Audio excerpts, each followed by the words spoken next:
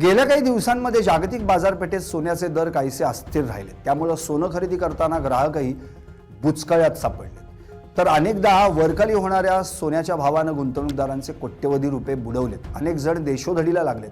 तेच सोनं आता पुन्हा एकदा मोठी झेप घ्यायला सज्ज झाले, कारण इराण अमेरिका युद्धविरामानंतर सोन्याचे दर 2 लाखांच्या पार जाणार अशी शक्यता वर्तवण्यात येते।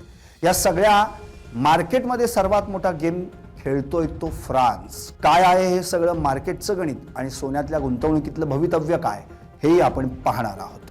नमस्कार, मी संदीप आणि आपण पाहताय LS मराठी। जागतिक अर्थकारणात सध्या सोन्यानं मोठी खळबळ उडवून दिली आहे। एका बाजूला फ्रान्सच्या मध्यवर्ती बँकेनं सोन्याच्या साठवणुकीच्या धोरणात बदल करून तब्बल 1.38 लाख कोटी रुपयांचा भरघोस नफा कमावला आहे, तर दुसरीकडे पश्चिम आशियातील वाढत्या भूराजकीय तणावामुळे सोन्याचे दर नजीकच्या भविष्यात 2 लाख रुपये प्रति 10 ग्रॅमचा टप्पा ओलांडण्याची शक्यता निर्माण झाली आहे।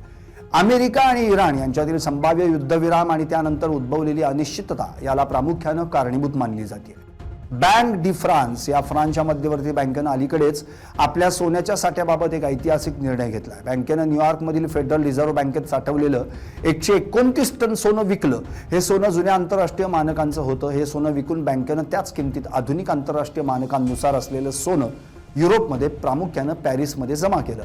या व्यवहारामुळे आणि सोन्याच्या जागतिक किमतीत झालेल्या प्रचंड वाढीमुळे फ्रान्सला सुमारे 12.8 अब्ज युरो म्हणजेच भारतीय चलनात 1.38 लाख कोटी रुपयांचा निव्वळ नफा झाला आहे। विशेष म्हणजे गेल्या आर्थिक वर्षात ही बँक 83,110 कोटी रुपयांच्या तोट्यात होती।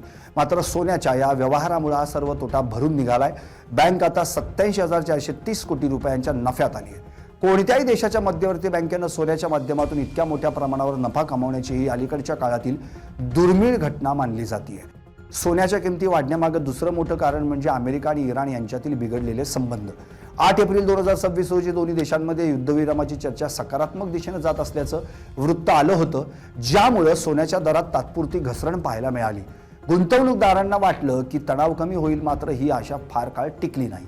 ताज्या घडामोडींनुसार युद्धविरामाची चर्चा फिसकटली असून अमेरिकेने इराणवर अधिक कठोर निर्बंध लादण्याचे संकेत दिलेत। त्यातच इराणनं होर्मुझची सामुद्रधुनी रोखण्याची धमकी दिल्यानं जागतिक तेल पुरवठा विस्कळीत होण्याची भीती निर्माण झाली आहे। जेव्हा जेव्हा जगात युद्धजन्य परिस्थिती निर्माण होते किंवा ऑइल सप्लायरवर गदा येते, तेव्हा सुरक्षित गुंतवणूक म्हणून गुंतवणूकदार सोन्याकडे वळतात। याच कारणामुळे सोन्याच्या मागणीत प्रचंड वाढ झाली आहे। बाजार विश्लेषकांच्या मते जर अमेरिका आणि इराणमधील संघर्ष अधिक तीव्र झाला तर सोन्याचे दर रोखणं कठीण होईल। सध्या भारतात सोन्याचा भाव साधारणपणे 1,51,000 ते 1,53,000 रुपये प्रति 10 ग्रॅमच्या आसपास फिरतोय। मात्र जागतिक बँकांकडून होणारी सोन्याची खरेदी, डॉलरचे कमकुवत होणे आणि पश्चिम आशियातील युद्ध यामुळे सोन्याचा दर 2 लाख रुपये प्रति 10 ग्रॅमपर्यंत पोहोचू शकतो असं भाकीत अनेक तज्ज्ञांनी वर्तवलंय।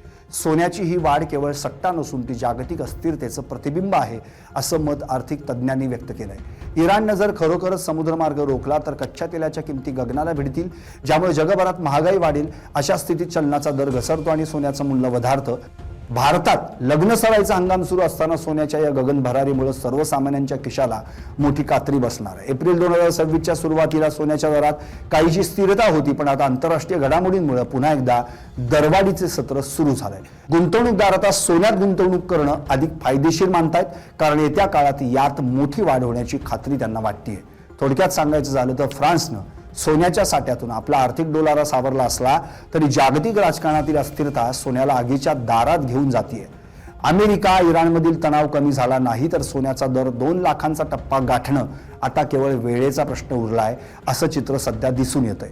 त्यामुळे सोनं खरेदी करताना मार्केट बघूनच करा, इतकंच। Bureau report, LS Marathi.